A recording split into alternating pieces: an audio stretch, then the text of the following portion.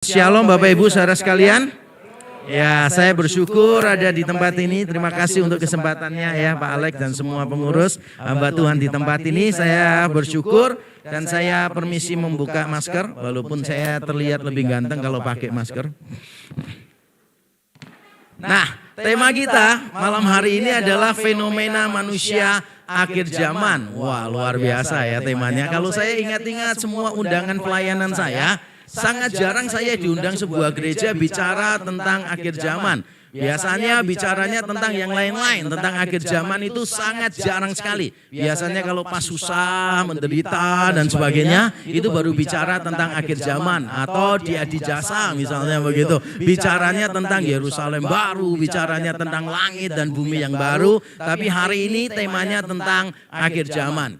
Tapi jangan ditafsirkan berarti banyak anggota Filemon yang hidupnya lagi susah. Bukan ya, tidak selalu begitu. Saya suka dengan tema ini, temanya sangat menantang sekali yaitu tentang fenomena manusia akhir zaman. Nah, kita langsung saja membaca sebuah ayat yang seringkali dipakai untuk membicarakan tentang topik ini. Saya yakin kalau Bapak Ibu Saudara suka membaca Alkitab, pasti bisa menebak ayatnya ada di mana. Pasti semuanya bisa nebak dengan gampang ayatnya ada di mana. Yaitu ada di Alkitab. Mari kita membaca 2 Timotius 3. 2 Timotius 3 ayat 1 sampai 5 ya. 2 Timotius 3 ayat 1 sampai 5. Kita membaca bersama-sama dengan bersuara. Yang keras kita baca 1, 2, 3. Ketahuilah bahwa pada hari-hari terakhir akan datang masa yang sukar. Manusia akan mencintai dirinya sendiri dan menjadi hamba uang. Mereka akan membual dan menyombongkan diri, mereka akan menjadi pemfitnah, mereka akan berontak terhadap orang tua dan tidak tahu berterima kasih, tidak mempedulikan agama, tidak tahu mengasihi, tidak mau berdamai, suka menjelekkan orang, tidak dapat mengekang diri, garang, tidak suka yang baik, suka mengkhianat, tidak berpikir panjang, berlagak tahu, lebih menuruti hawa nafsu daripada menuruti Allah. Secara lahiriah mereka menjalankan ibadah mereka, tetapi pada hakikatnya mereka memungkiri kekuatannya. Jauhilah mereka itu. Amin. Amin. Sebetulnya kalau mau tahu fenomena manusia seperti apa yang hidup di akhir zaman, kita membaca ayat ini sudah langsung kelihatan sekali. Ada banyak ciri manusia yang hidup di akhir zaman. Tapi sebelum nanti kita akan melihat ini secara lebih detail, saya ingin membuat klarifikasi beberapa hal dulu supaya kita tidak salah paham terhadap ayat ini. Yang pertama, saya mau menjelaskan dulu tentang akhir zaman.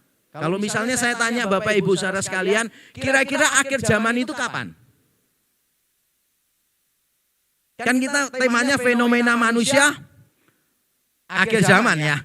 Kira-kira akhir zaman itu kapan? Sekarang ya. Berarti kemarin enggak ya? Sekarang itu kapan? Sekarang itu kapan kira-kira? Terima kasih jawabannya, saya setuju. Kira-kira akhir zaman itu kapan sih? Kita kan seringkali bicara akhir zaman, akhir zaman, akhir zaman, akhir zaman. Dan kalau kita tidak paham definisi akhir zaman ini, ya nanti percuma saya bicara tentang fenomena manusianya kan begitu. Nah, kita perlu tahu dulu yang dimaksud dengan akhir zaman dan kita perlu membedakan dua istilah. Yang pertama adalah zaman akhir dan yang kedua adalah akhir zaman. Zaman akhir dan akhir zaman. Apakah ini cuma sekedar permainan kata? Tidak Bapak Ibu. Jadi ini tidak permainan kata. Kalau kita membaca Alkitab dengan teliti maka kita tahu pada waktu Yesus datang pertama kali itu sudah akhir zaman. Atau lebih tepat sudah dimulainya zaman akhir. Saya bacakan dari 1 Petrus 1 ayat 20 dan 21. Ia telah dipilih, maksudnya Kristus, sebelum dunia dijadikan. Tetapi karena kamu baru menyatakan dirinya pada zaman akhir. Oleh dialah kamu percaya kepada Allah yang telah membangkitkan dia dari antara orang mati dan yang telah memuliakannya. Sehingga imanmu dan pengharapanmu tertuju kepada Allah. Jadi kapan Yesus dinyatakan di tengah-tengah kita? Lebih dari 2000 tahun yang lalu. Dan Alkitab menyebut ini adalah zaman akhir. Lalu mari kita membaca Kisah Rasul pasal yang kedua ayat 15-17. Ini penjelasan Petrus ketika banyak orang menganggap jemaat mula-mula yang dipenuhi Roh Kudus sedang mabuk berat. Ini penjelasannya Petrus. Orang-orang ini tidak mabuk seperti yang kamu sangka karena hari baru pukul 9. Tetapi itulah yang difirmankan Allah dengan perantaraan Nabi Yoel. Akan terjadi pada hari-hari terakhir. Demikianlah firman Allah, bahwa aku akan mencurahkan rohku ke atas semua orang, maka anak-anakmu laki-laki dan perempuan akan bernubuat, dan teruna-terunamu akan mendapat penglihatan-penglihatan, dan orang-orangmu yang tua akan mendapat mimpi. Jadi Petrus sendiri mengatakan pada waktu peristiwa Pentakosta, itu sudah hari-hari terakhir. Berarti kalau ditanya kapan zaman akhir dimulai, jawabannya adalah ketika Yesus Kristus datang yang pertama kali. Kalau ditanya kapankah akhir zaman, yaitu ketika Yesus Kristus datang yang kedua kali. Gampang ya sekarang jawabannya. Zaman akhir dimulai sejak Yesus pertama kali datang.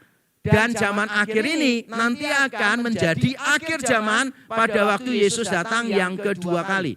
Sehingga gereja selalu berada di zaman akhir. Gereja sejak zaman para rasul sampai sekarang dan nanti, kalau memang Tuhan tidak datang malam ini, berarti masih ada nanti, maka semuanya berada di zaman akhir. Nah, karena semuanya berada di zaman akhir inilah, kita itu tidak perlu bingung begini.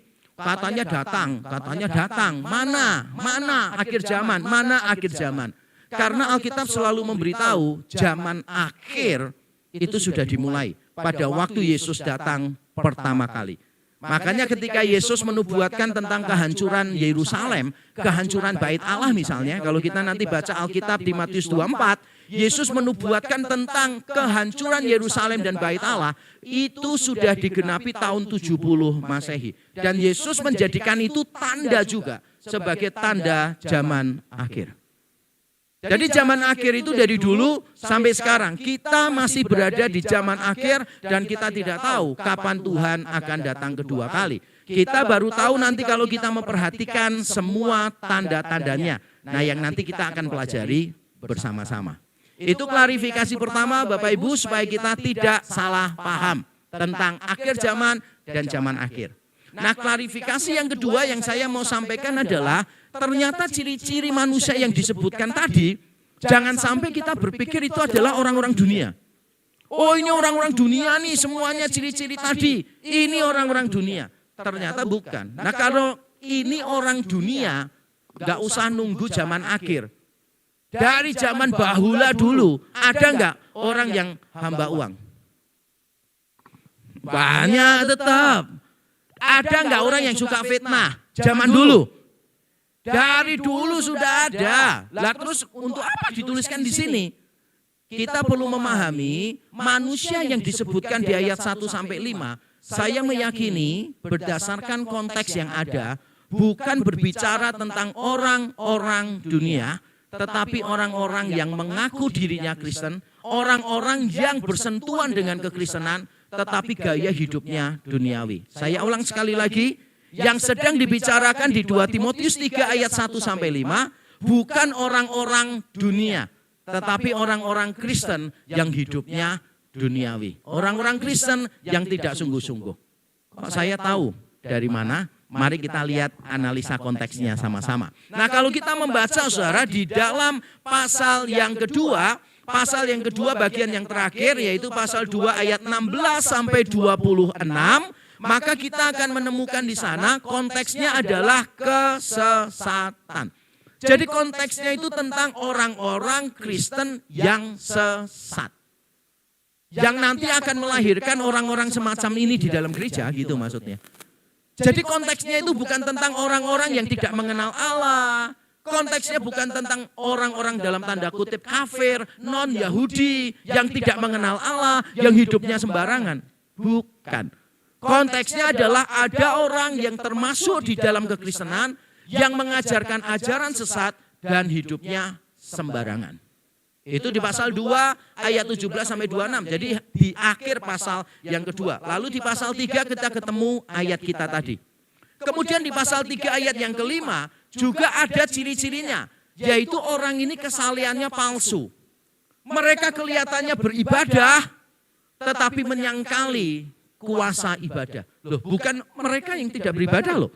Orang di sini adalah orang yang beribadah tetapi menyangkali kuasa ibadah. Di ayat yang kelima dikatakan secara lahiriah mereka menjalankan ibadah mereka. Tetapi pada hakikatnya mereka memungkiri kekuatannya. Jangan dibayangkan orang ini enggak kenal Tuhan. Enggak pernah tahu Tuhan itu siapa. Ateis. Bukan. Ini adalah orang-orang yang termasuk di dalam kekristenan tetapi pikirannya sesat, hidupnya sembarangan, ibadahnya palsu. Lalu di pasal 3 ayat 7 disebutkan, walaupun orang ini selalu ingin mendengarkan kebenaran, tetapi tidak pernah bisa menerimanya. Oh, bukan orang yang gak peduli dengan kebenaran loh. Orang-orang ini mungkin membaca buku yang tebal-tebal bisa jadi. Alkitab nggak bilang begitu. Tapi orang ini rindu. Tahu ini, tahu itu, tahu ini, tahu itu, tahu ini, tahu itu. Bukan orang yang tidak Kristen ini. Orang yang bersentuhan dengan kekristenan. Dan yang lebih jelas adalah karena orang-orang ini disamakan dengan Yanes dan Yambres. Yanes dan Yambres. Siapa guru-guru sekolah minggu di sini dan bisa menjelaskan siapa Yanes dan siapa Yambres? Siapa Yanes? Gampang, temannya Yambres. Yanes dan Yambres itu siapa? Ada yang tahu? Nama ini, dua nama ini tidak muncul di dalam Perjanjian Lama. Tapi Paulus menyebut nama ini mengingatkan kepada Timotius. Timotius kan tradisinya Yahudi dan Yunani. Bapaknya dia Yunani, ibunya dia Yahudi. Diingatkan, kamu ingat gak kasusnya Yanes dan Yambres itu? Yanes dan Yambres ini kita dapati dari tradisi Yahudi kuno. Jadi kalau kita tahu ada tulisan Yahudi kuno yang namanya Talmud, gak usah diingat-ingat ya istilahnya. Saya cuma memberitahu supaya kelihatan pintar. Nah, di dalam tulisan Yahudi kuno Talmud, saudara, beberapa Talmud Yahudi kuno itu menyebutkan Yanes dan Yambres ini adalah dua orang penyihir di Mesir. Ingat pada waktu Musa dan Harun memperlihatkan keajaiban di depan Firaun, lalu beberapa penyihir Firaun mencoba meniru itu. Ada yang bisa ditiru, ada yang tidak bisa ditiru. Menurut tradisi kuno Yahudi, beberapa penyihir itu akhirnya bertobat dalam tanda kutip karena tertarik dengan kesaktian Musa dan Harun. Lalu mereka mengikuti Musa dan Harun. Bahkan menurut tradisi Yahudi, sekali lagi ini menurut tradisi tidak ada di Perjanjian Lama, ketika bangsa Israel meninggalkan Mesir menuju Kanaan, Yanes dan Yambres ikut juga dengan mereka. Bahkan ada tradisi yang mengajarkan ketika Harun mengajak bangsa Israel untuk menyembah anak lembu emas, Yanes dan Yambres berperan di sana. Nah, kita tidak tahu seberapa banyak tradisi ini bisa dipercaya, tapi maksud saya begini, Yanes dan Yambres menurut tradisi tadi bukan orang yang di luar Israel. Memang mereka penyihir Mesir. Tapi mereka ikut keluar bersama dengan rombongan bangsa Israel, tapi tidak pernah bertobat sungguh-sungguh. Kalau memang orang-orang di ayat 1-5 dari 2 Timotius 3 tadi disamakan dengan Yanes dan Yambres, maka kita bisa tahu begini. Ciri-ciri fenomena manusia akhir zaman yang disebutkan di teks kita adalah tentang orang-orang yang mengaku Kristen, tetapi hidupnya duniawi. Bukan tentang orang-orang yang duniawi, bukan orang-orang yang ada di dalam dunia, tetapi orang-orang Kristen, gereja Tuhan yang hidupnya seperti ini. Jadi kalau kita mengamati banyak gereja, mengamati orang-orang Kristen dan ciri-cirinya mirip dengan ini, maka kita tahu akhir zaman sudah dekat. Itu poin saya. Jangan melihat di luar gereja. Kalau saudara lihat di gereja menemukan ciri-ciri ini lalu berkata, wah ini akhir zaman ini akhir zaman ini. Dari dulu sebelum Yesus datang ciri-ciri ini sudah banyak di dunia. Yang dimaksud itu adalah orang-orang yang mengaku diri Kristen. Yang akhirnya hidupnya duniawi semacam ini. Semakin duniawi gereja, semakin dekat kita dengan kedatangannya. Semakin duniawi gereja, semakin dekat kita dengan kedatangannya. Dan kalau saya mengamati banyak gereja, saya meyakini bahwa banyak gereja semakin duniawi. Dan berarti semakin dekat dengan kedatangan Tuhan. Nah, having said that, saya sudah menyebutkan klarifikasi 2 poin. Sekarang kita akan membahas ciri-ciri tadi secara lebih detail. Tapi saya tidak akan membahas satu persatu. Karena saya butuh 4 jam untuk menerangkan ini. Sebagai gantinya, jangan khawatir, saya akan membuat kategori-kategori orang saja. Jadi dari semua ciri yang ada, saya akan kategorikan menjadi beberapa, saudara. Jadi ada sekitar 50 kategori di sini. Enggak sebanyak itu. Mari kita lihat beberapa kategori saja yang kita bisa pelajari dari sini. Yang pertama, saudara, yaitu manusia akhir zaman itu antroposentris, egois, dan narsis.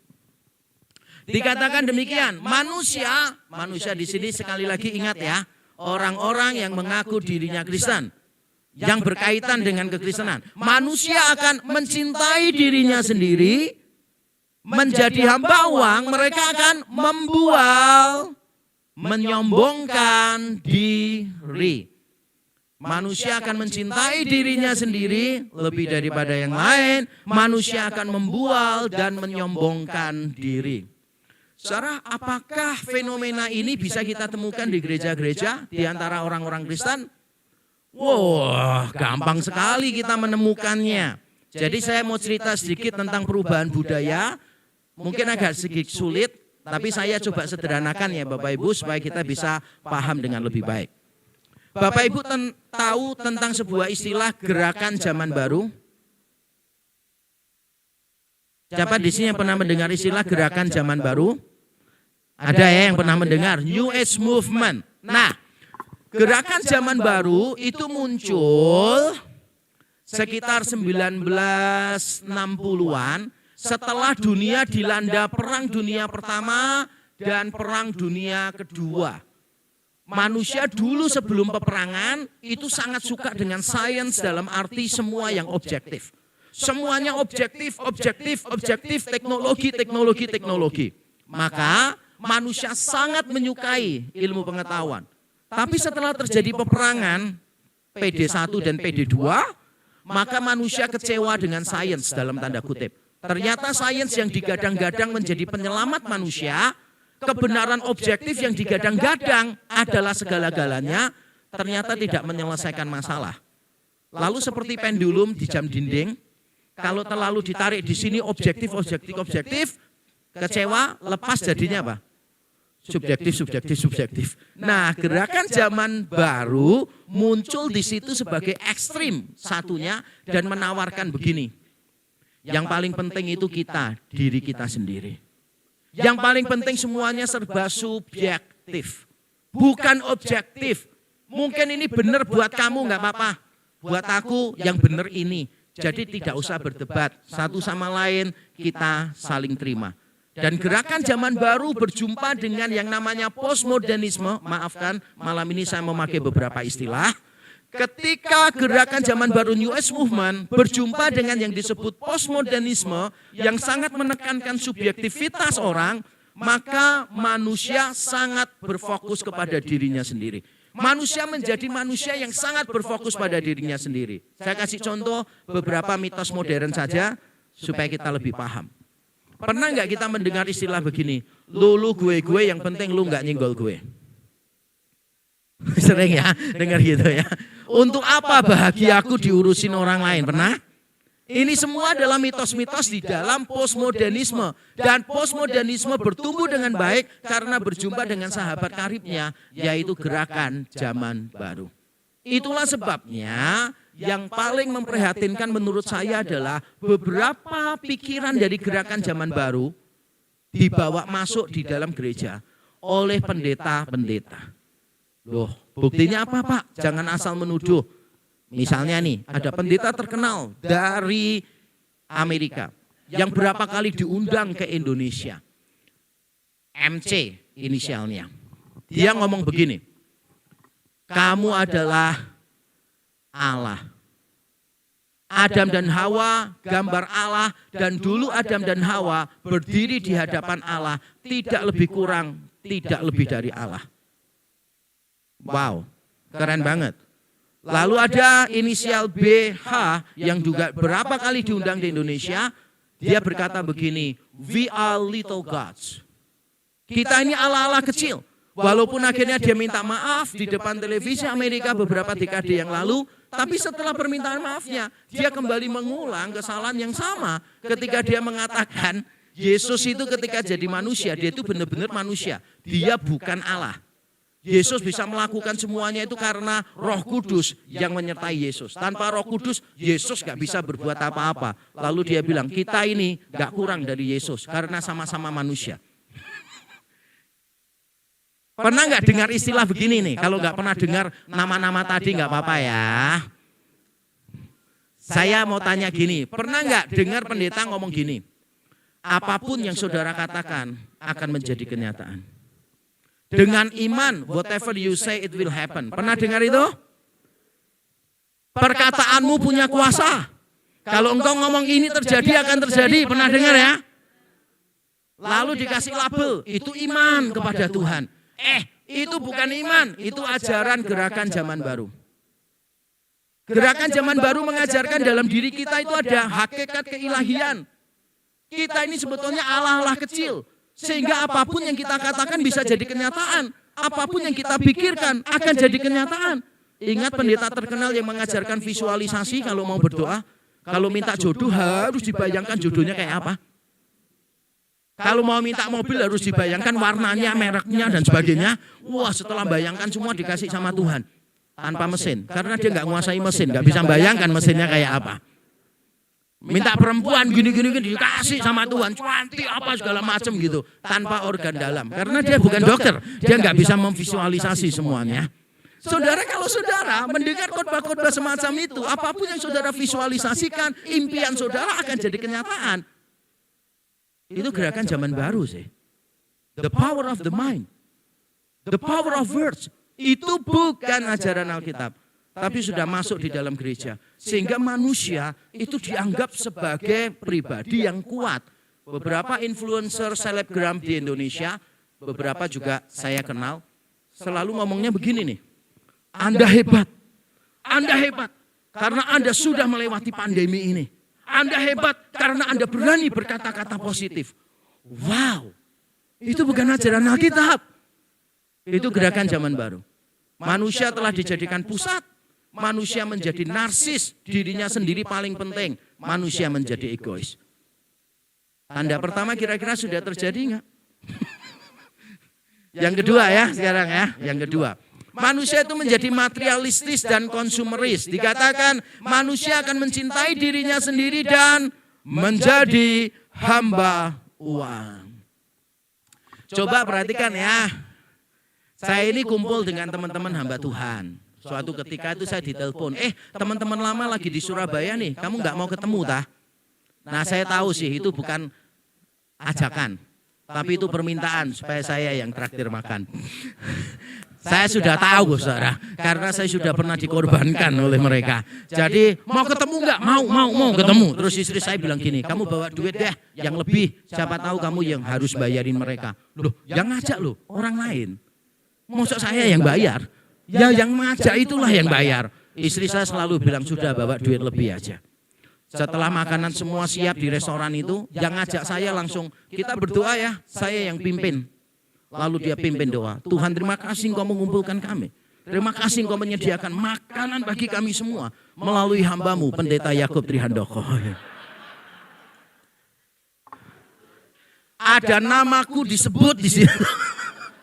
Dan saya baru tahu kalau namanya disebut di dalam doa itu tidak selalu membawa sukacita, saudara. Makanya sejak saat itu tiap kali makan dan belum jelas siapa yang bayar, saya selalu menawarkan diri doa pembukaan. Bukan.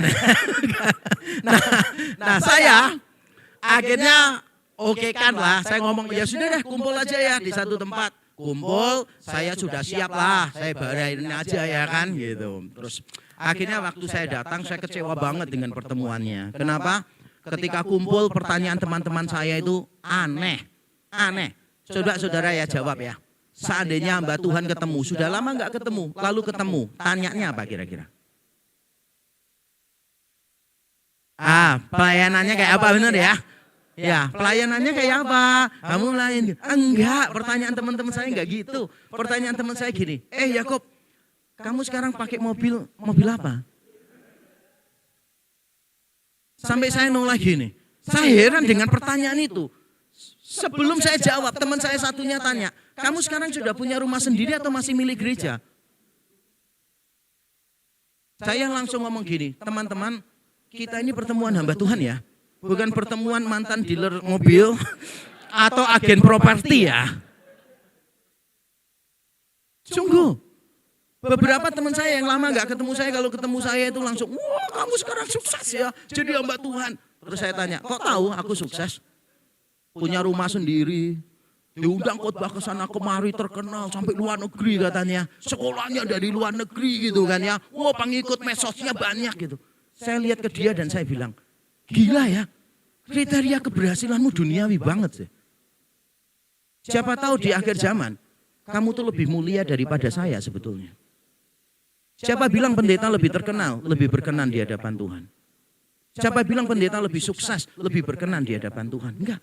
Siapa bilang pendeta diundang ke sana kemari di luar negeri, itu lebih hebat di mata Tuhan daripada yang lain? Enggak. Siapa bilang pendeta diundang di TV nasional, berarti dia lebih hebat daripada yang lain? Tidak, saudara, sungguh tidak. Bagi saya diundang khotbah di California maupun di Kalijudan sama kok rasanya. Saya sudah pernah ngerasain. Saya pernah diundang orang, saudara. Yang datang itu cuma 8 orang loh. Yang datang 8 orang. Tapi sukacita saya sama. Seperti ketika saya diundang khotbah di acara khusus di TV nasional. Karena bagi saya, umat Tuhan itu selalu berharga. Satu umat Tuhan dibeli dengan darah yang mahal, saudara. Tapi kalau kita mau jujur ya, sekarang semuanya ngitungnya pakai duit, saudara. Sukses itu duit. Gereja yang sukses itu yang bangunannya gede. Yang saldonya banyak. Benar atau betul? Ya, saudara kalau ngecek ya, pendeta, gereja itu sukses atau enggak? Ukurannya apa coba? Iya kan, bangunannya toh. Bangunannya megah ini apa segala macam begitu kan ya. Wow. Ternyata ukuran materialisme, konsumerisme sudah ada di dalam gereja. Yang lebih parah, saya pernah diberitahu hamba Tuhan dari gereja lain. Saya pastikan bukan dari sini ya. Supaya saya bisa keluar dengan selamat dari pintu depan. Bukan dari GKA Gloria, sungguh bukan dari GKA Gloria. Nah, dia ngomong gini, Pak, gereja saya, wah parah Pak kalau masalah duit Pak. Semuanya diukur pakai duit. Masa sih evaluasi kegiatan, acara seminar gitu. Evaluasinya gini, ada evaluasi enggak? Acara kemarin itu cuan enggak kita? Cuan, wah bagus berarti berhasil. Acara lain bagaimana Gin? Yang dievaluasi itu cuma cuan atau bocuan gitu aja gitu kan. Wow. Gereja mikirnya gitu. Terus ada satu gereja lagi. Kita lebih baik hentikan ya untuk uang misi kita ya. Kenapa? Kita udah bertahun-tahun nih dukung misionaris. Tapi mana hasilnya untuk gereja kita? Apa keuntungannya untuk gereja kita? Wow. Berarti gereja telah menempatkan uang sebagai segala-galanya. Gereja telah menjadi hamba uang. Penting gak penting dihitung dari uang. Berarti hamba Tuhan bisa menjadi hamba uang. Pengurus gereja bisa menjadi hamba uang. Kalau semua yang kita pikir, kita nilai berdasarkan uang. Setuju? Akhir zaman ya rasanya ya. Yang ketiga, saudara, adalah anti tradisi dan sekularisasi. Dikatakan demikian. Mereka akan menjadi pemfitnah. Kalau dalam bahasa Yunaninya itu enggak jelas. Pemfitnah ini maksudnya apa? Nah, tapi beberapa versi menurut saya lebih tepat menerjemahkannya itu penghujat. Slanderers of God atau blasphemers. Jadi penghujat. Lalu mereka akan berontak terhadap tradisi orang tua dan tidak tahu berterima kasih. Ini dalam bahasa Yunaninya tidak bersyukur dan tidak mempedulikan agama. Tidak mempedulikan agama itu artinya tidak kudus atau tidak respect terhadap hal-hal yang sakral. Inilah kondisi kita, anti tradisi dan anti sekularisasi. Nah, saya langsung kasih contoh-contoh saja ya supaya kita semua bisa paham kondisi gereja sekarang ini. Saya sering diundang seminar di SMP dan SMA. Sering sekali. Lalu saya memperhatikan tiap kali saya seminar, ternyata ada beberapa pertanyaan yang muncul beberapa kali. Sering muncul di berbagai tempat, bahkan di SMP, SMA Kristen.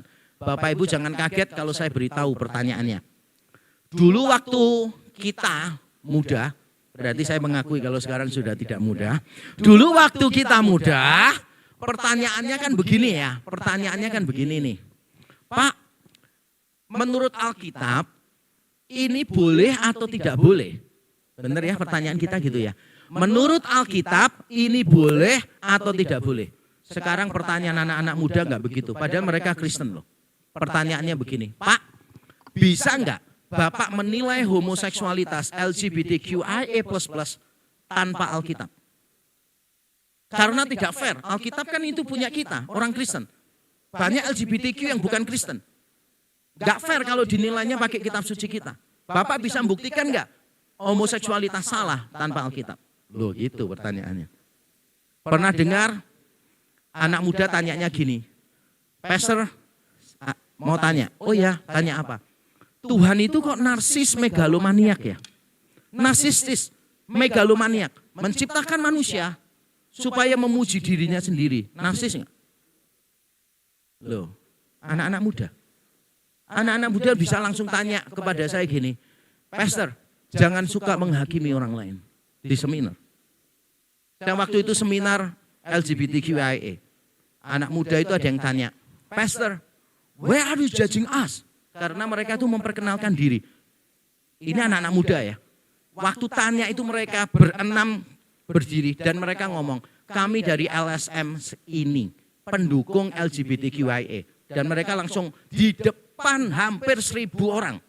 Mereka bilang, saya lesbian. Yang satu bilang, saya bisexual, saya transgender dan seterusnya. Saya gay.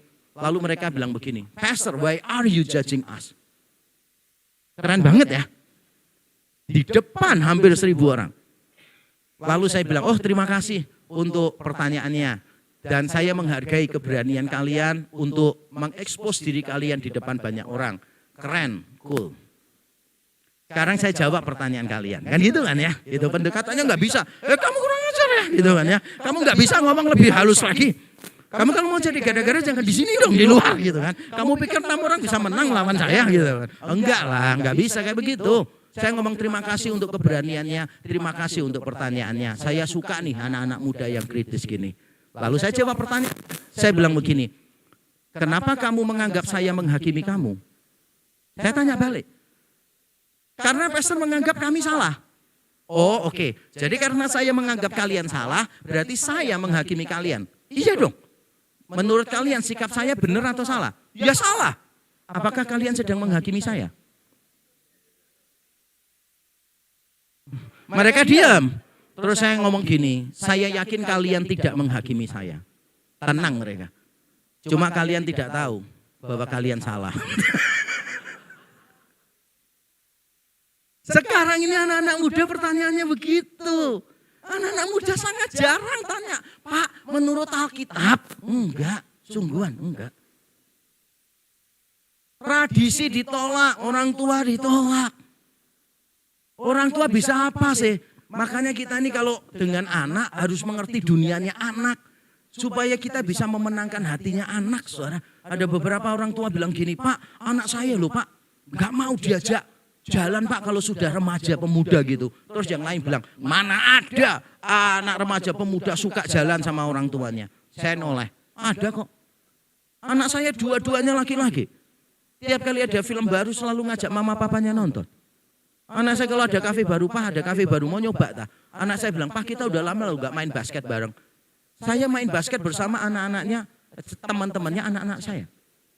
Anak saya bilang, Pak ikut main olahraga bareng teman-teman. Loh Papa kan paling tua, gak apa-apa main aja. Supaya nanti kalau mereka kalah ada yang disalahkan. Tapi saya sadar, saudara, kalau orang tua itu pergi sama anak-anak, saya kasih tahu ya, orang tua kalau pergi sama anak-anak itu make time untuk mereka, bukan mereka ikut kita. Kita ikut mereka. Mosok anak-anak sudah remaja pemuda ikut orang tua, makannya Chinese food, coba semuanya. Minumnya udah ditentukan lagi, oolong tea. Anaknya bilang, Pak nggak mau mosok Chinese tea sih oolong tea. Ya sudah ganti krisantemum, podo ae. Udahlah. Orang tua itu ngikutin anak. Anak saya tanya mau minum apa gitu. Pak mau nggak barengan kita share mojito. Nggak apa-apa lah. Mojito yang tulisannya mojito itu loh. Ya itu bacanya mojito ya. Jadi orang tua harus ngerti tuh dunianya anak. Ada jemaat saya tanya gini. Pak saya diomongin cepu sama anak saya. Apa sih Pak artinya cepu? Cepu aja nggak ngerti. Tanya pendeta. Tahu nggak cepu itu apa? Bukan nama kota. Kalau jawab nama kota geblak saya malan. Itu bahasa anak sekarang. Tahu cuaks. Cuaks. Ngakunya ke gereja, tapi carinya yang lain gitu kan. Cuaks. Nggak ngerti. Wajah-wajahnya loh. Fajar Set Boy ngerti? Fajar Set Boy. Gak ngerti lagi ya kan? Terima kasih ya. Saya nggak heran kalau anak-anak nggak bisa ngomong. Ya kita harus ngerti sama mereka. Bicaranya tentang Blackpink tahu nggak? Nanti anaknya ngomong gitu. Repot ya. Pak, aku ini suka Big Bang loh Pak. Langsung cerita ke teman-temannya. Anakku seneng fisika sekarang. Big Bang itu grup band Korea. Itu udah lama ya. Itu udah BTS, Blackpink gitu kan. Ada orang tua dia ngomong, kamu tidak ngerti dikit lah budaya Korea supaya bisa ngomong sama anak-anak. Loh, saya juga ngerti kok. Tentang K-pop itu yang ngerti kok. Ayo sebutkan satu saja. Artis atau aktor Korea, ayo sebutin satu aja. Kim Jong Un. Loh, itu presiden Korea Utara, ya kan?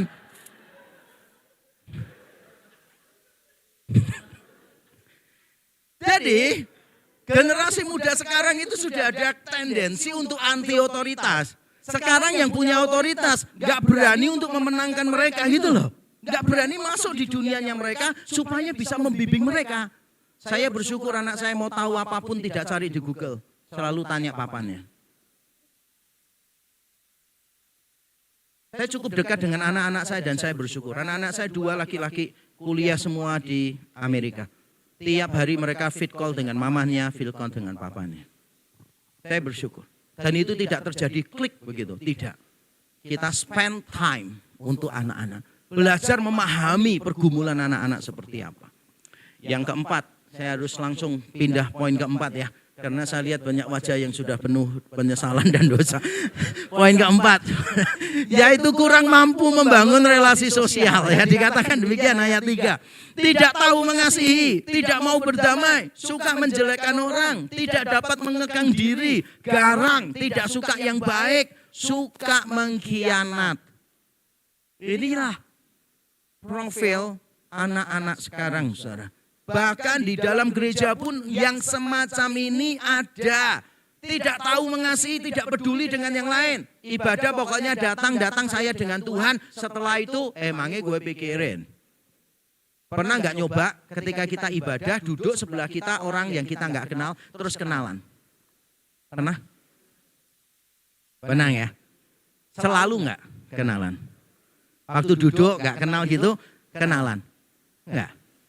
Biasanya ya kalau dia nggak pernah, itu tanyanya selalu klise dan membuat orang lain bingung mau jawab. Mesti gini, mau ibadah ya? Enggak, mau nonton motor GP. Udah duduk di gereja. Pertanyaannya, mau ibadah ya? Terus udah tahu sendirian ya, ditanya, datang sendirian ya? Pertanyaannya itu loh, dijawab salah, nggak dijawab ya salah gitu kan. Terus berharap apa, sudah duduk di situ, ditanya mau apa lagi gitu kan ya. Kita kadang-kala nggak peduli dengan orang-orang di sekeliling kita. Dan kalau sudah dilukai nggak mau damai, selalu gitu.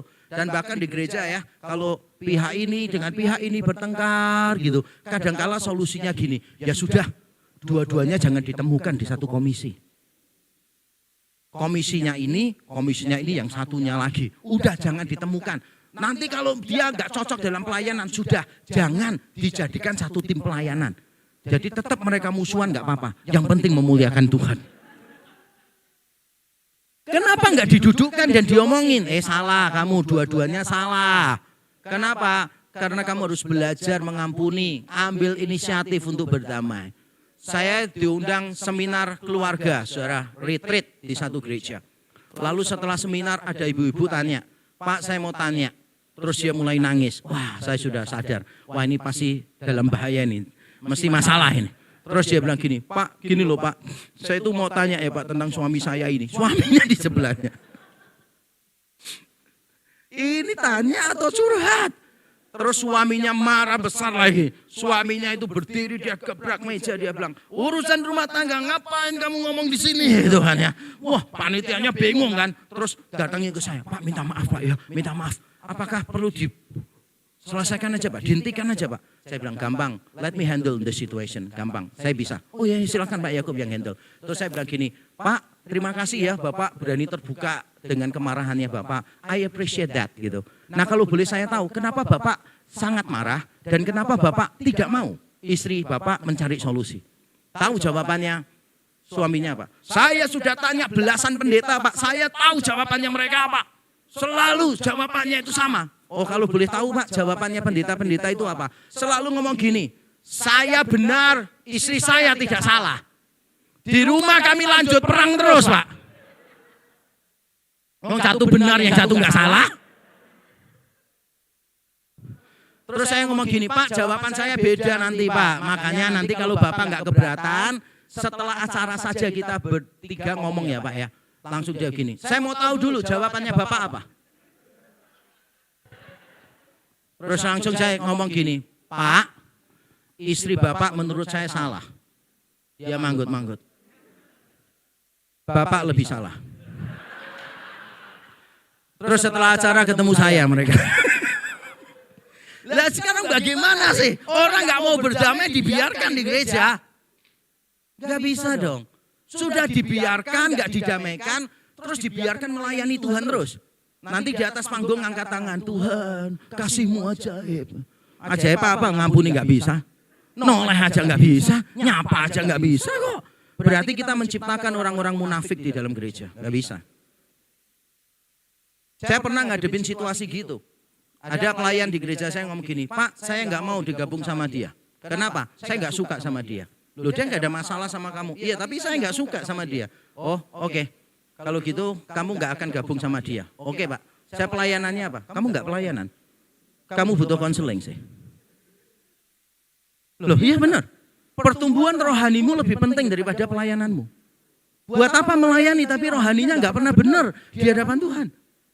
Tapi tampaknya gereja mulai kompromi dengan hal-hal yang semacam ini. Orang suka menjelekkan orang lain misalnya, menghasut dan sebagainya. Dibiarkan oleh gereja. Cuma dipeseninya, hati-hati loh kamu kalau ngomong gini. Nanti kalau sampai kedengaran dia bagaimana? Oh ya Pak, nanti saya akan lebih hati-hati kalau gosip Pak. Ya gitu bagus, bijaksana. Masa gitu sih?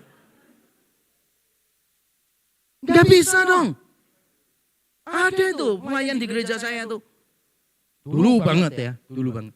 Suka gasut. Terus saya panggil, Pak, saya dengar kok Bapak ngomong gini di luaran gini-gini. Itu kan nggak benar Pak, kan sudah dijelasin. Itu lagi, saya panggil lagi. Saya ngomong, Pak, tempat ini bukan tempat untuk menghasut.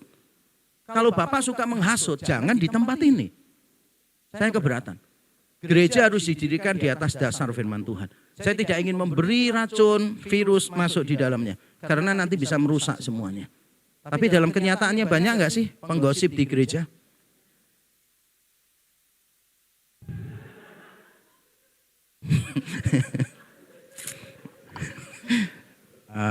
Pintunya keluar sebelah mana ya?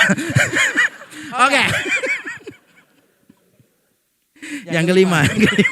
Langsung aja ya. Ini soalnya rasa bersalahnya besar. Kalau saya altar call maju semua nih ya rasanya. 5. Sembarangan dan kurang kontrol diri. Tidak berpikir panjang, berlagak tahu. Lebih menuruti hawa nafsu daripada menuruti Allah. Ini semua tidak berpikir panjang, berlagak tahu. Lebih menuruti hawa nafsu daripada menuruti Allah. Dan ternyata di banyak gereja juga begitu, saudara. Ada orang-orang tuh yang sok tahu gitu loh. Sok tahu, benar-benar sok tahu. Saya dulu waktu muda itu saya juga sok tahu. Jadi ketika saya lihat ada orang sombong, saya nggak suka. Saya nggak suka ada orang lebih sombong dari saya. Saya pernah pelayanan di satu gereja, saudara. Hamba Tuhannya sampai minta tolong saya. Pak Yakub, saya bisa minta tolong nggak? Minta tolong apa? Ini loh Pak. Orang-orang di departemen A ini Pak, X di gereja saya. Itu sombongnya setengah mati Pak. Nggak hormat lagi kepada yang lain-lain yang di atasnya. Merasa diri paling tahu tentang bidangnya mereka. Oh oke. Mereka mau ngomong tuh sama Pak Yakub juga. Oh iya boleh. Terus makan. Begitu ketemu di restoran, langsung saudara. Mereka tuh ngomong gini, oh Pak kenalin nama saya ini, nama saya ini, nama saya ini. Satu grup kumpul, duduk, langsung ngomong gini. Pak Yakub saya mau kasih tahu ya Pak ya. Jadi masalah pelayanan di bidang ini itu Pak.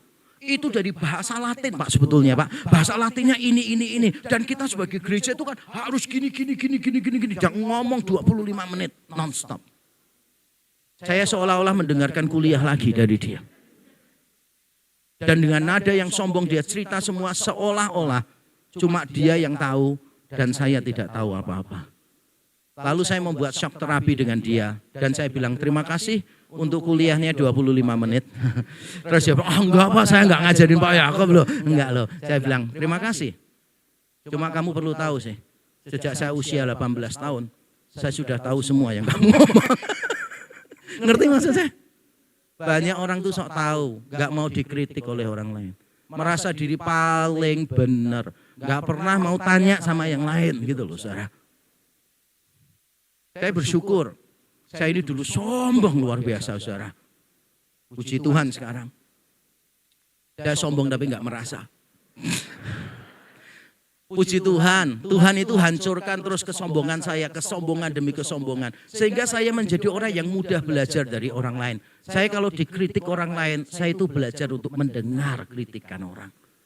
Jangan berlagak sok tahu.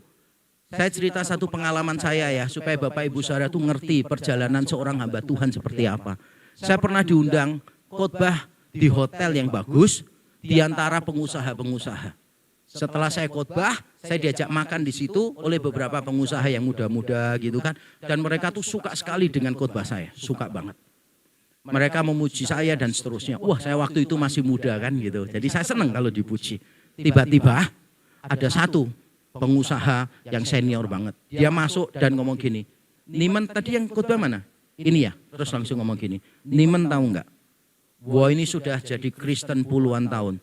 Wah tidak pernah mendengarkan khotbah lebih jelek dari Nimen punya khotbah.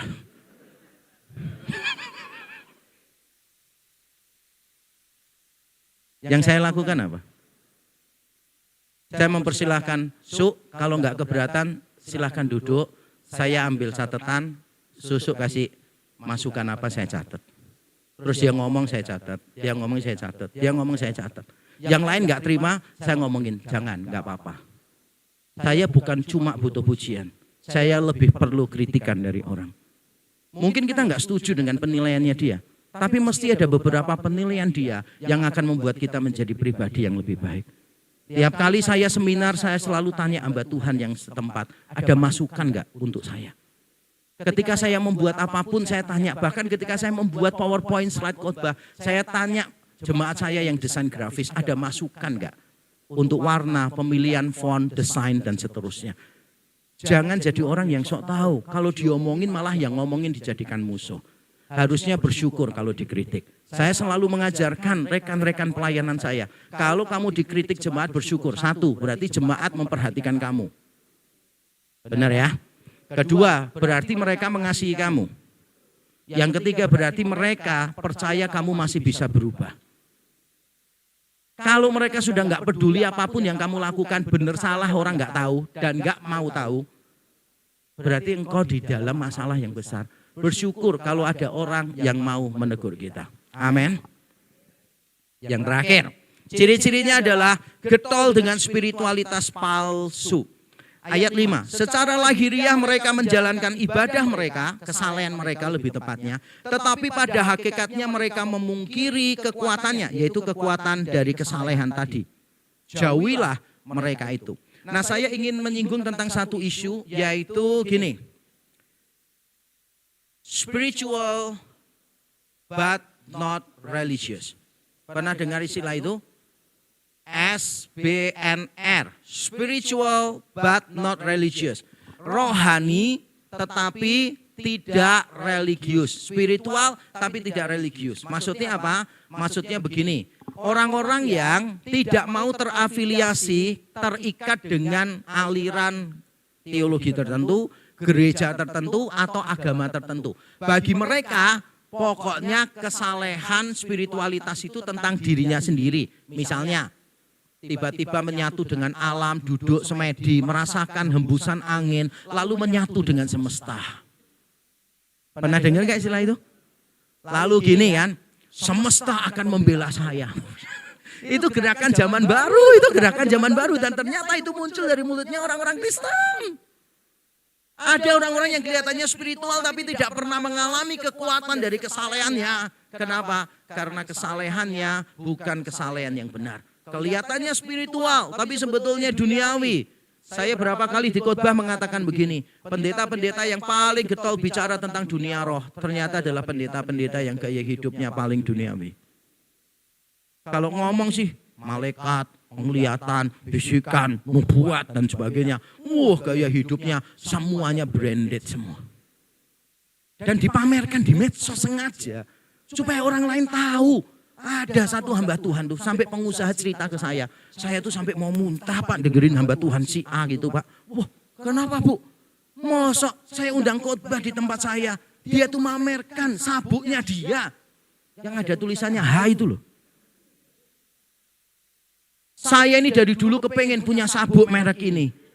Ini harganya 70 juta, tapi saya bersyukur minggu lalu saya bisa beli sabuk ini. Saya tuh heran, sabuk aja disombongkan begitu rupa. Loh itu kan produksi dari keluarga saya Handoko.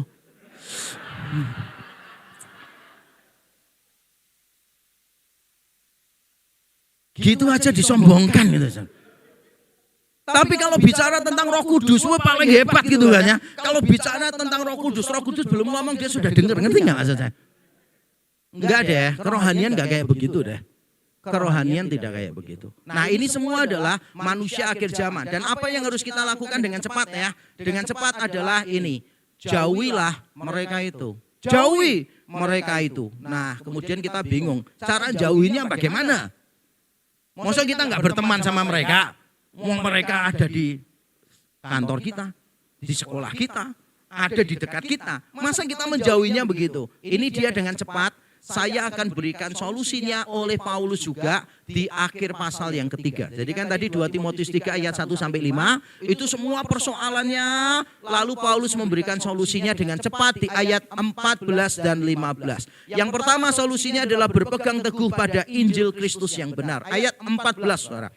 Jadi ayat 1-13 itu persoalan-persoalan, lalu perintahnya ada di ayat yang ke-14. Tetapi hendaklah engkau tetap berpegang pada kebenaran yang telah engkau terima dan engkau yakini. Kalau saudara mau tahu kebenaran yang dimaksud di sini apa, mari kita sekarang langsung lihat ya di slide berikutnya. Yang mau foto slide ini silakan karena waktu saya terbatas. Berpegang teguh pada Injil Kristus yang benar, dan yang dimaksud kebenaran di sini yang telah didengar apa? Mari kita baca pasal 1 ayat 11-14 dan pasal 2 ayat 7-8. Untuk Injil inilah aku telah ditetapkan sebagai pemberita, sebagai rasul dan sebagai guru. Itulah sebabnya aku menderita semuanya ini, aku tidak malu. Kemudian ayat 13, peganglah segala sesuatu yang telah engkau dengar daripadaku, sebagai contoh ajaran yang sehat. Apa yang telah didengar? Ayat 11 tadi. Injil Yesus Kristus. Ayat 14. Peliharalah harta yang indah yang telah dipercayakannya kepada kita. Injil Yesus Kristus. Pasal 2 ayat 7 dan 8. Perhatikanlah apa yang kukatakan. Tuhan akan memberi kepadamu pengertian dalam segala sesuatu. Ingatlah ini, pengertiannya itu ini. Yesus Kristus yang telah bangkit dari antara orang mati, yang telah dilahirkan sebagai keturunan Daud, itulah yang kuberitakan dalam Injilku. Saudara, kalau gereja mau diselamatkan dari semua ciri-ciri fenomena manusia akhir zaman, gereja harus lebih sering membicarakan tentang Injil Yesus Kristus. Karena di dalam Injil kita akan memerangi semua kategori orang tadi. Saya tidak bisa bicara dengan detail, tetapi saya akan memberikan beberapa contoh misalnya. Orang yang berlagak tahu, menyombongkan diri dan seterusnya. Itu kalau berhadapan dengan Injil, orang itu pasti akan direndahkan. Kenapa? Di dalam Injil, kita semua adalah orang-orang yang berdosa, yang kehilangan kemuliaan Allah. Di dalam gereja seringkali ada orang yang merasa diri lebih penting daripada orang lain. Tapi di dalam Injil tidak mungkin ada perasaan begitu. Karena di dalam Injil kita akan berkata, kita semua sama-sama berdosa. Kita semua sama-sama kehilangan kemuliaan Allah. Gak ada orang yang terlalu penting sampai tidak bisa digantikan orang lain. Saya ulang sekali lagi. Tidak ada orang yang terlalu penting sampai tidak bisa digantikan orang lain. Itu Injil. Gak mau dikritik orang lain. Karena kalau dikritik merasa dipermalukan. Obatnya apa? Obatnya Injil. Karena di dalam Injil kita itu jauh lebih buruk daripada yang kita pikirkan. Tapi Kristus tetap mau menebus kita dengan darah yang mahal. Untuk apa mempertahankan nama baik? Wong kita dulu loh gak ada yang baik. Dikritik orang merasa nama baiknya dihancurkan. Loh salah dong. Memangnya kita itu pernah punya nama baik? Enggak kok.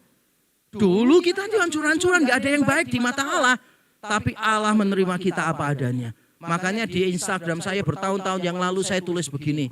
Tidak usah repot-repot memfitnah aku. Aku lebih buruk daripada yang kamu tahu. Jujur ya. Yang paling tahu diri kita adalah kita sendiri.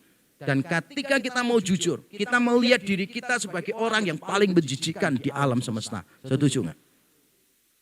Tapi mengapa ketika difitnah orang lain kita nggak terima? Seolah-olah merasa diri baik. Enggak dong. Di dalam Injil ketika engkau difitnah, engkau berkata begini, gila ya, aku dulu lebih buruk dari fitnahan itu. Tapi Kristus tetap mengasihi aku dan mengubahkan aku. Enggak apa-apa. Kita enggak mau salah. Sering nyalahkan orang. Kalau acara berantakan selalu tanya, ini siapa ya tadi ya? Kok bisa sih lupa sih? Padahal kan sudah diomongin begini. Wah, gereja akhirnya bertengkar. Evaluasi itu menjadi persidangan yang menyakitkan hati orang. Tapi coba, obatnya apa itu? Obatnya Injil. Di dalam Injil kita tahu Allah mengambil semua dosa kita. Mengambil semua kesalahan kita. Seharusnya kita mudah untuk mengambil kesalahan orang dan dijadikan kesalahan kita. Saya pernah menghadapi ini satu komisi di salah satu cabangnya REK. Beberapa tahun yang lalu. Karena masalah pandemi dan sebagainya. Mereka itu sudah frustasi karena pandemi ini itu banyak tantangan. Satu komisi di satu cabang. Lalu mereka itu berencana untuk berhenti semua. Saya dikasih tahu. Saya kumpulkan ketuanya, saya kumpulkan gembala sidangnya, beberapa pengurusnya. Dan saya ngomong begini, saya menyadari kalian frustasi karena tantangan pandemi ini itu dan sebagainya. Saya tahu komisi ini jalannya tidak seperti yang kalian harapkan. Saya mau minta maaf. Karena bagaimanapun yang salah saya pimpinan yang paling tinggi di sini. Jadi saya yang salah, saya minta maaf. Saya seharusnya tahu dari awal, saya seharusnya membimbing kalian dari awal. I just did not do that, it's my fault. Forgive me. Lalu gembala lokalnya bilang, bukan Pak, salah saya gembala lokalnya. Saya lebih bertanggung jawab karena saya yang seharusnya mengembalakan mereka. Ketua komisinya bilang, bukan Pak, saya yang paling salah karena saya ketua komisinya. Terus saya bilang, kita semua orang berdosa, kenapa kita nggak saling mendoakan satu sama lain? Gak jadi bubar, ngerti maksudnya? Injil jawabannya. Yang kedua, memiliki dan menghargai mentor rohani. Ayat 14b, saya bacakan dari A. Tetapi hendaklah engkau tetap berpegang pada kebenaran yang telah engkau terima dan engkau yakini. Dengan selalu mengingat orang yang telah mengajarkannya kepadamu. Kita perlu mentor, kita perlu cerita orang-orang yang menghidupi Injil lebih dulu. Saya bisa seperti sekarang ini karena saya belajar menghidupi Injil dari Bapak Joseph Tong. Dia mentor saya di dalam segala sesuatu. Saya melihat bagaimana dia menghidupi Injil dan hasilnya adalah seorang Yakub Trihandoko. Saudara, mana pernah seorang rektor betulkan toilet yang rusak di asrama mahasiswa kalau bukan namanya Pak Joseph Tong. Mana pernah Pak Joseph Tong itu mau menderita sendiri kalau nggak ngajak anaknya namanya Yakub Trihandoko.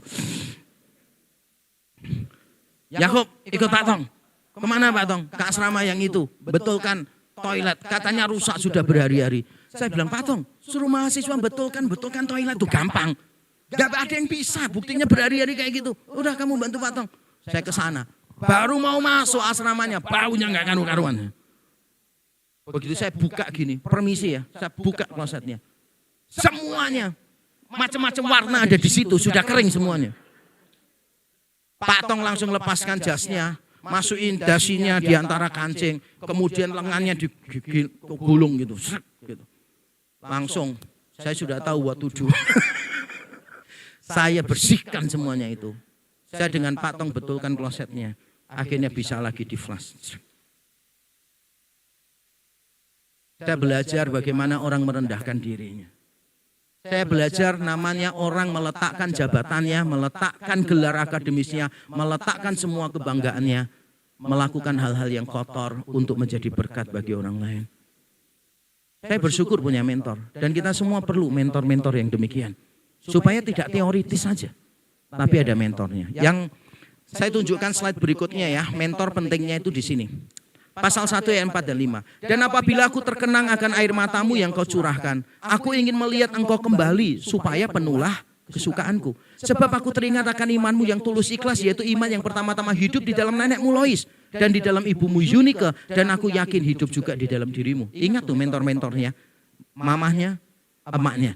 Lalu pasal 3 ayat 10 dan 11. Tetapi engkau telah mengikuti ajaranku, cara hidupku, pendirianku, imanku, kesabaranku, kasihku, dan ketekunanku. Engkau telah ikut menderita penganiayaan dan sengsara seperti yang telah kuderita di Antioquia dan di Iconium dan di Listra. Semua penganiayaan itu kuderita dan Tuhan telah melepaskan aku daripadanya.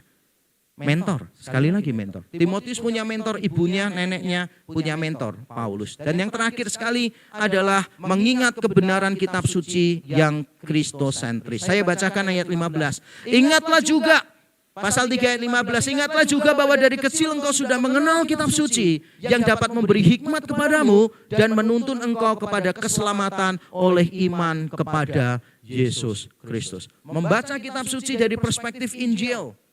Membaca kitab suci dan menemukan Kristus di setiap ayat kitab suci itu, supaya kita benar-benar menghidupi Injil di dalam hidup kita. Saya tak henti-hentinya di berbagai tempat saya mengajarkan tentang gospel centeredness, keterpusatan kepada Injil. Saya bicara tentang gospel centered life, gospel centered church, gospel centered leadership, gospel centered preaching, gospel centered counseling, gospel centered marriage, gospel centered parenting. Karena saya percaya without the gospel, the church does not have any hope. Injil yang menyelamatkan kita adalah Injil yang akan mengubahkan gerejanya. And I do believe that. Kita harus terus-menerus memberitakan Injil. Di dalam lagu-lagu yang kita nyanyikan, kematian kebangkitan Yesus harus sentral di sana. Di dalam komentar kita ketika memimpin pujian, kematian kebangkitan Yesus, penebusannya yang sempurna dan beranugerah harus sentral di dalam khotbah kita, di dalam doa kita, di dalam konseling kita. In whatever we do, the death and the resurrection of Christ has to be put at the center. Harus diletakkan di pusatnya. Unless we do that, we have no hope at all. Dan saya ingin menutup khotbah saya dengan mengajak kita membaca kalimat ini bersama-sama. Satu, tolong ditampilkan slide yang terakhir. Yang terakhir, mari kita baca.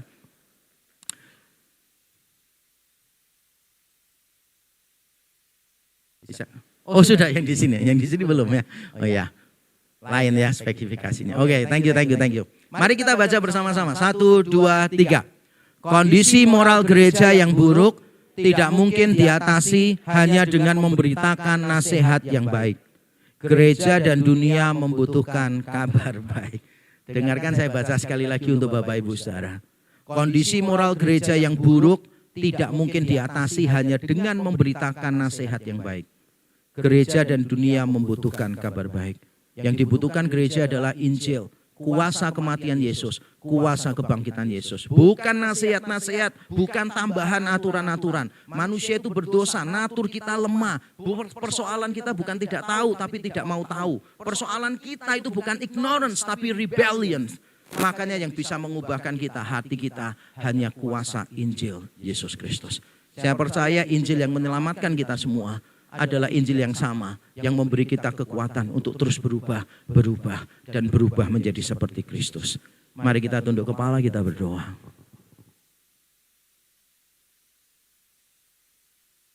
Kami datang kepadamu ya Kristus, Gembala Agung yang baik yang menyerahkan nyawanya bagi kami domba-dombamu.